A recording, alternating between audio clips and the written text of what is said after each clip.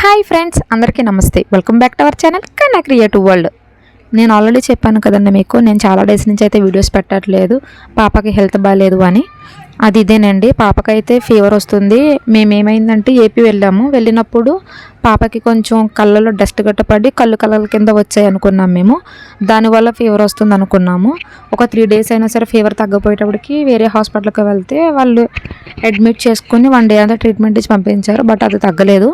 Next మళ్ళీ ఇంకా fever అలాగే ఉండేటప్పటికి మేము బంజారా హిల్స్లో ఉన్న రెయిన్బో చిల్డ్రన్ హాస్పిటల్కి అయితే వెళ్ళాము.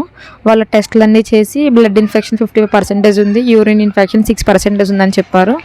సో వేరే హాస్పిటల్స్లో ఏమవుతుందంటే బ్లడ్ ఇన్ఫెక్షన్ అని చెప్పగానే బ్లడ్ ఇన్ఫెక్షన్కి మాత్రమే మెడిసిన్ ఇచ్చి పంపించేస్తున్నారు. మా పాపని లాస్ట్ 2 times కూడా బ్లడ్ ఇన్ఫెక్షన్ వల్ల అడ్మిట్ చేశాము. వాళ్ళు ఓన్లీ అది మాత్రమే రికవరీ చేసి పంపించేశారు. సో ఇది ఎందుకు ఇలా రిపీట్ అవుతుంది అనుకున్నాము. వీళ్ళు ఏంటంటే ప్రాపర్ టెస్టులు అన్నీ చేసి బ్లడ్ ఇన్ఫెక్షన్, యూరిన్ ఇన్ఫెక్షన్ ఏది వచ్చినా సరే సిఆర్పి అన్నది ఇంక్రీజ్ అవుతుంది బాడీలోని. సో అది బ్లడ్ ఇన్ఫెక్షన్ అని మీరు ఫిక్స్ అవ్వకుండదు. అది ఎందుకు వచ్చింది బ్లడ్ ఇన్ఫెక్షన్ అన్నది, దేనివల్ల వచ్చింది అన్నది అయితే మీరు దాన్ని రెక్టిఫై చేసుకోవాలని చెప్పి టెస్టులు అన్నీ అయితే చేశారు. మనకి కరోనా వైరస్ గురించి అయితే అవేర్నెస్ ఉంది కదండి అందరికీ. సో ఇది వచ్చేసి ఎడోనా వైరస్. సో మన సైడ్ అయితే ఇంకా అంతగా జనాల్లోకి అవేర్నెస్ దీని గురించి రాలేదు. వేరే స్టేట్స్లో అయితే కొంచెం ఉందంటండి ఇది. అది మనకు తెలియలేదు. చాలామంది పిల్లలు చనిపోయారని కూడా చెప్పారు.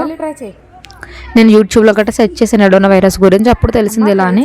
ఇలా కళ్ళలోకి డస్ట్ వెళ్ళి బాడీలోకి వెళ్ళడం వల్ల అది ఎడోనా వైరస్ కింద కన్వర్ట్ అయిందంటండి. అది మనకు తెలీదు. సో ప్రాపర్గా మనం జర్నీ చేసేటప్పుడు ఏంటంటే ముందుగా చాలా జాగ్రత్తలు అయితే తీసుకోండి పిల్లలతో వెళ్ళేటప్పుడు. మేమైతే చాలా సఫర్ అయ్యాం పాపం పిల్లతోటి.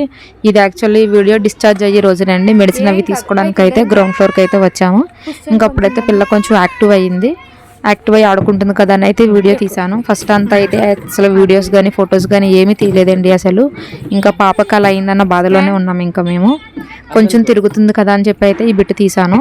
సో మీకు కూడా ఒక అవేర్నెస్ క్రియేట్ చేద్దాము. ఎడోనా వైరస్ అనేది ఒకటి ఉన్నది. సో పిల్లలతో జాగ్రత్తగా ఉండాలని చెప్పి ఈ వీడియో అయితే చేస్తున్నానండి.